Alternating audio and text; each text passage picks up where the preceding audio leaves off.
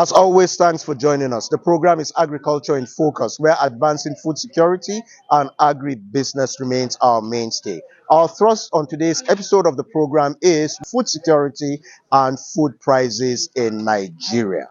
As always, we'll start with a Vox Pop, where we'll hear the opinion of Nigerians as to how best they think government can handle this situation. We will eventually go into our interview segment, which will also be looking at food pricing in Nigeria. We have a guest that I'm sure you will love to meet. After the interview, as usual, we will bring you some news that you can use. This news will be followed by Common Sense Agriculture.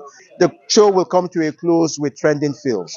All you need to do is sit down, relax, because I assure you the next 25 minutes will be worth your time. Government should wake up to its responsibility and ensure that there is food security in the country. Insecurity leads to this problem that we have. Farmers cannot go to their farms again to go and farm because of the fear of unknown. So let there be increase in the security architecture in the country. They have to wake up and do everything possible to ensure that Nigerians are safe wherever they are, whether they are in their home or they are in their farm. What I will advise government to do is to tackle the issue of insecurity in the country, because the peasant farmers, they don't go to their farms again. They're afraid of being killed and kidnapped.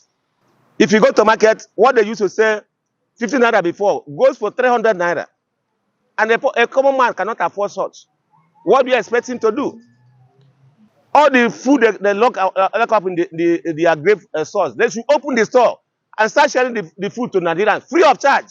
For government to actually demonstrate that they are government, they should look at these issues. The food insecurity, the insecurity in the country, and then look at the plight of the people and come in with the strategies that will ameliorate the suffering of the masses.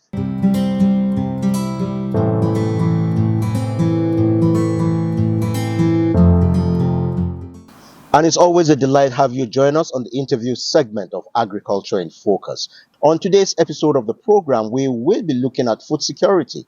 It has become a cliche in Nigeria. But beyond that, we will be looking at food pricing, because that seems to be the near normal as far as today's reality is concerned in Nigeria. I have a Nigerian of diverse backgrounds. He is an entrepreneur. I know he loves cars. He's a journalist, and above all, a farmer. Please join me welcome on today's episode of the interview, Mr. Chuks Akunna. Sir, thank you so much. Thank you for having me. For joining us. Yeah. As it were, we are in very peculiar days. But when you had the current administration came up with food security as one of its mainstays, what came to mind? Yes, I chuckled because if you want to farm, if you want to produce crops or animals, there should be what called planning. You have to, and you see, if, for instance, you want to do like 10,000 hectares, which is a tall order in Nigeria. There are very few farms that have.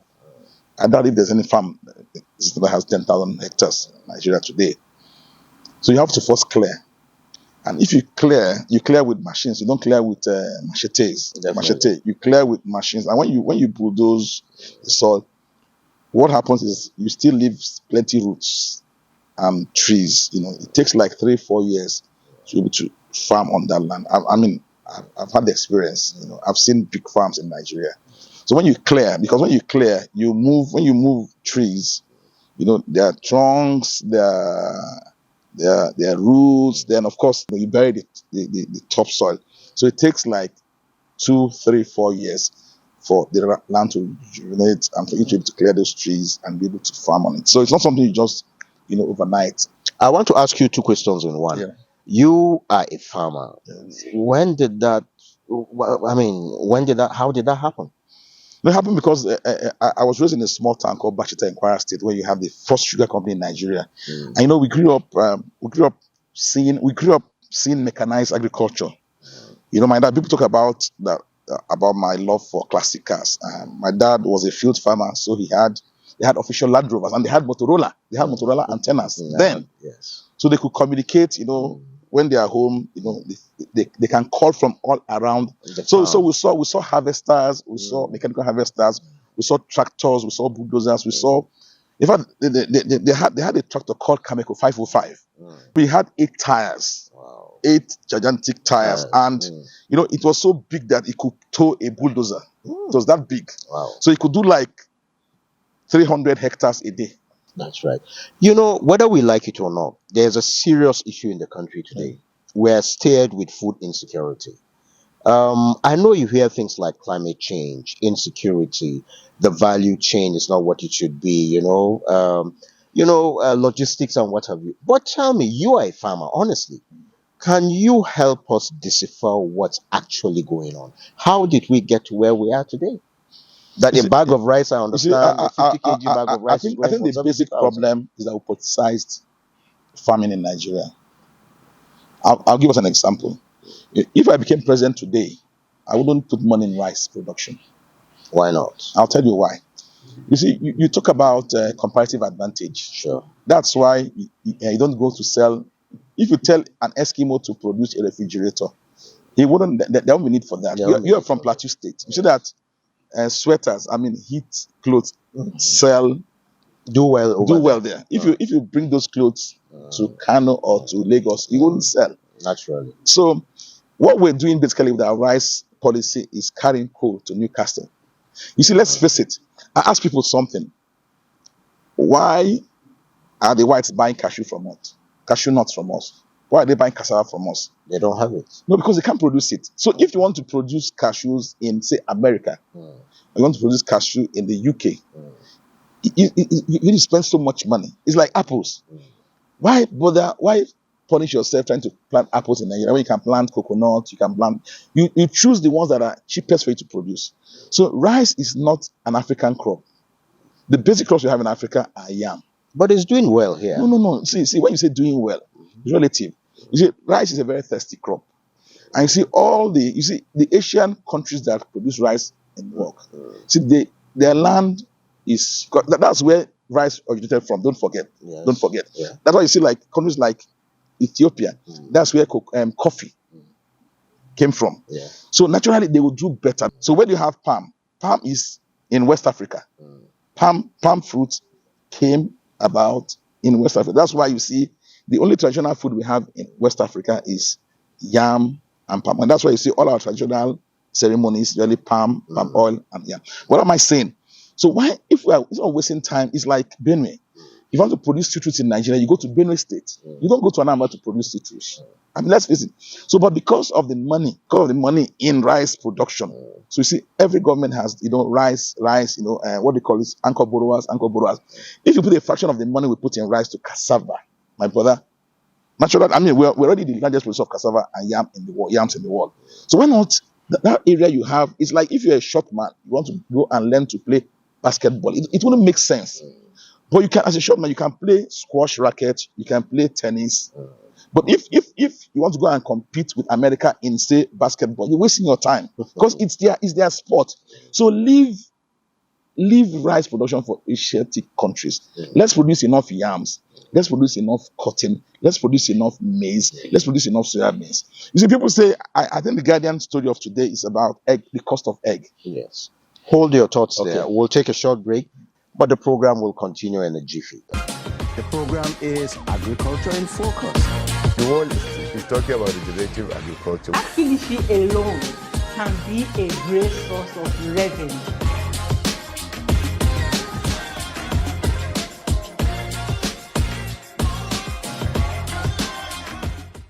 Welcome back. Chuks Akunna is still in the house, and we are looking at food security versus the prices or the soaring prices of food in the country. You were talking about comparative advantage. You would rather have us produce maize, produce cocoyam, produce cassava, produce soybean. Now the egg issue is another thing. What's going on? Because I know you should know. Yes, I'll tell us something. You see, the crop that has the highest protein content is soybean. It's proven all over the world. That's the only crop. It has about 40% protein. And don't forget that egg usually is protein. So you cannot produce, you can't give a layer corn and expect it to lay eggs. You have to put the protein content. And because chickens are not flesh eaters, so they have to convert plant protein source to protein. So that's why you see like very rich countries, the two biggest economies in the world, US and China, they're naturally the largest producers of soya bean. Because you see, without soya bean, you can't feed animals. That's the truth. You see, let's not talk about cattle, for instance, because cattle are ruminants. They have an extensive digestive system, so they can convert cellulose. Cellulose is the fiber you get from grass or from dry matter. So you can actually feed paper to your cows. They have microbes in their stomach. They can convert to protein. They can break it down, amino acids. But if you give chicken corn, it can't convert it to amino acids. You see, it becomes fat. It won't produce flesh. So ask yourself, the only states to produce soybeans in Nigeria mainly are Benue, parts of Taraba State. Kaduna does well. Yeah, I know. But if you check the volume of soybeans produced in Nigeria, I mean, it's very laughable. So what you're saying is that we probably just haven't gotten our priorities right. Yes. As far as comparative advantage is concerned, from the local scene and the international scene. And I'll shock you. I'll shock you today. The only way, if you made me agri minister today, I'll formulate what we call rabbit policy. Because the cheapest source of protein in the world is rabbit meat. I'll tell you why. Rabbit feeds on grass. And because they are one of the most prolific animals. Sierra Leone, they're exporting rabbits. Senegal, they're exporting rabbits. Nigeria, if you go to the supermarket, you don't even have enough rabbits to buy. And because of, I raise rabbits. If you have 2 rabbits, you can have 300 rabbits in a year. I know that. You understand? I've raised rabbits too. Because they eat grass. We don't buy grass. That's right. So why not? If you look at the flesh, feed to flesh conversion ratio, it's one of the best. Cow, you need 20 kg of grass to produce 1 kg of beef. So, but that if you have, instead of raising cattle, you can do rabbits. Because you see, we're talking about turkey. You're talking about turkeys a short while ago. We can't even, I have a friend who produced 50 turkeys. He couldn't sell them. Because they are too expensive. That's it. The average person out there cannot afford it's even them. seen as a luxury flesh. Well, sadly so, yes. Yes, it's seen as luxury. I told you, I saw a farmer in the UK who produced 6 million turkeys. So for them, it's basic.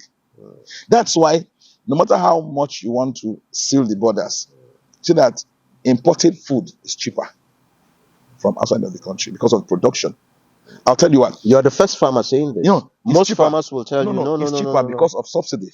You see, every serious country in the world subsidizes agriculture, but we don't here. We subsidize rich people. Are you saying we cannot feed ourselves? Why not? From what you just enumerated. The 2 biggest rivers in Africa are in Nigeria. River Niger, you have the Trout. Nigeria has one of the best drainage systems in the world. There's no state in Nigeria that doesn't produce rice. But because rice is a seasonal crop, you see, if you want to plant, I was talking about the economics of producing rice. If you have a normal farmer, a regular, normal piece of land, you can start early. You can start with corn. You understand? You can do corn. Anyway, we're talking about all-season farming in Nigeria now. No, but it's difficult because of the cost. I did rice in Girinyo in Kogi State. I tried to do rice in January. I wanted to teach them that you can, instead of doing kubewa, instead of doing tatashian, you can actually do rice. But the problem is, at the time, diesel was about 120 per liter.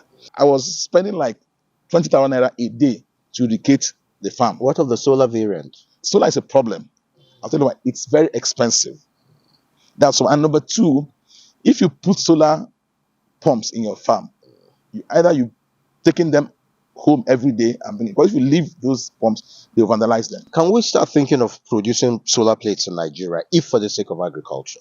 Yes, I have thought that government was going to implement that policy because you see, the solar panels, but sadly, solar panels are the cheapest components because they're made from sand, silicon. But the pumps themselves, sadly, they're not made in Nigeria. You see, we enjoy so much sunlight that we can tap on this. As we prepare to round up, give us some hope. Because from all indications, we're just not getting it right.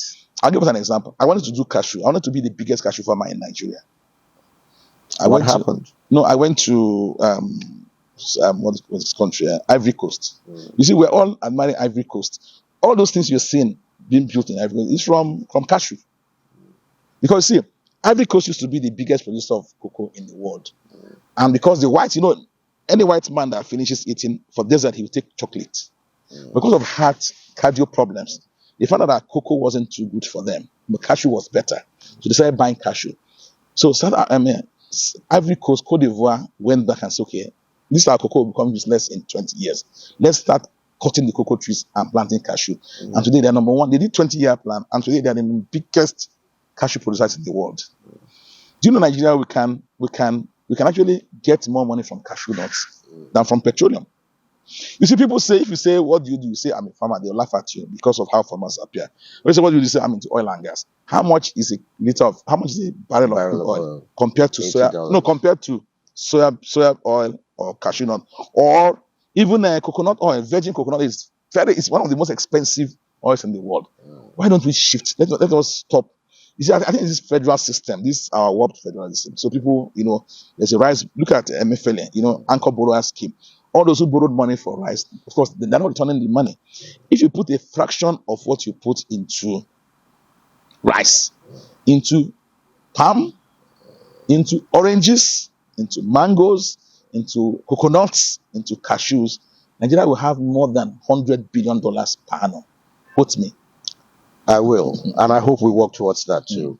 Well, this is where we'll draw the curtain on today's episode of the interview. I'll now hand you over to Abigail Stowe for some news that you can use. Thank you and welcome to the new segment of Agriculture in Focus. I am Abigail Stone. A compliance monitoring team on agricultural input distribution and sales in the country has been launched by the Nigeria Agro-Input Dealers Association to arrest adulteration and sharp practices suffered by farmers and consumers of agro inputs.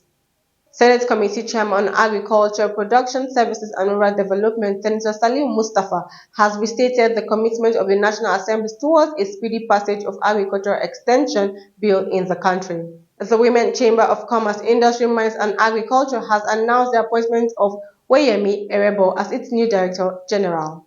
And now to the global scene. Morocco is to offer subsidies for companies that stock imported wheat as the country contends with drought-reduced local production. Ukraine's state budget has been given a boost with about $390 million from Japan as part of World Bank's project aimed at social protection and agricultural restoration, Minister of Finance Serhiy Marchenko has said. This has been the news on the news segment of Agriculture in Focus. Thank you for staying with us, and there's lots more coming your way. I am Abigail Stone. Abigail Stowe, thank you so much for that great effort. I will now hand you over to Timmy Simpson for Common Sense Agriculture.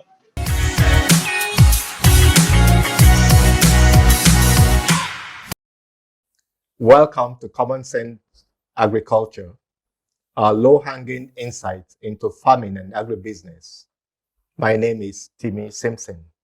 Enabling the next generation of young Nigerians into farming and agribusiness is a great challenge to the managers of our intervention and programs for youth employment, agriculture financing, and enterprise creation. But to succeed, the targeted youth men and women must be empowered with land, that is, having access to land, with homes close to their farms, and access to affordable capital, as well as markets.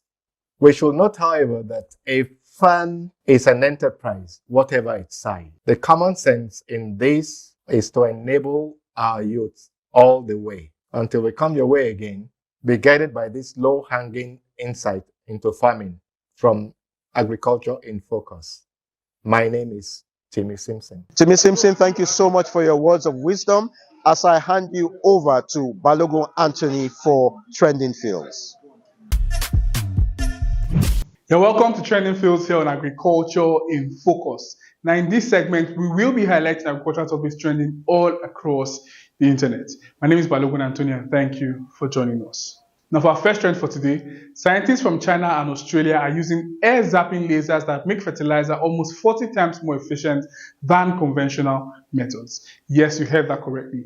Lasers. They pulse the air into something they call highly activated air or plasma, and voila, turn it into the nitrogen goodness that plants love.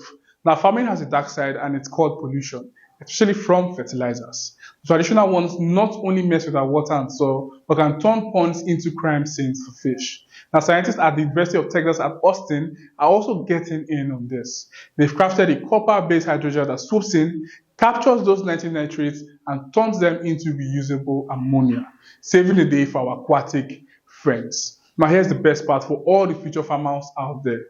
This high-tech farming magic doesn't need a crazy expensive infrastructure. It can happen right on the farm. Now for our next trend for today, Yeboah Agansa, a reality star with a green heart, is changing the agri game in Ghana. Now enters Miss Agriculture Ghana, the runway where beauty meets the band, proving that farming is as chic as it gets. Now, these ladies are rocking the agri scene with projects and innovative initiatives that can contribute to the massive involvement and growth of women and youth in agribusiness in the country. Now, eyes are on the 2024 edition, a blend of industrial tours, venture interviews, and in-person agri adventures. Now, the prize, a 10,000 Ghana Cedi seed fund and a VIP spot at the National Farmers Day Bash. Now, according to Ms. Yeboah Agansa, it's more than a contest, it's a confidence-building, stereotype-smashing movement. Because agriculture isn't just a show, it's a wrong way to revolutionize Ghana's agri-business. Now, for our last trend for today, the International Institute of Tropical Agriculture, IITA, has teamed up with the National Root Crops Research Institute to introduce the hottest yam variety in Nigeria, and that's the UMUDR38, aka Sharp. Now, this new variety was unveiled at the 33rd meeting of the National Committee on Naming, Registration, and Release of Crop Varieties. It's not just any yam, it's a white Guinea yam with the street cred of Sharp. Now, this yam isn't your regular tuber for starters. It's the early beds of yam maturing in just 180 to 210 days, giving farmers the upper hand against the villainous drought stress with a potential yield of 33 tons per hectare, breaking records left and right. It's like the superhero of yams combating drought with a cape made of creamy white tuber flesh. Now, it's also got superpowers of early maturity, sky-high yield, and the ability to turn into flour. This yam is packed with nutrients like protein, fat, and enough fiber. It's a feast for both farmers and consumers. Now, that's all for today here on Trending Fields on Agriculture in Focus. If you'd like to be part of the show, send us your comments, suggestions, and insights. You can follow us on social media. Our handle is @patagro_media. My name is Balogun Anthony. Thank you and have a good night. Anthony Balogun, thank you so much for that great effort. And it's about time to draw the curtain on today's episode of the program. It's been Agriculture in Focus, where advancing food security and agri-business remains our mainstay. All you need to do is join us same time, same station next week for yet another interesting episode of the program. My name is Alpha Jackden. This program is open to sponsorship. Thanks for watching.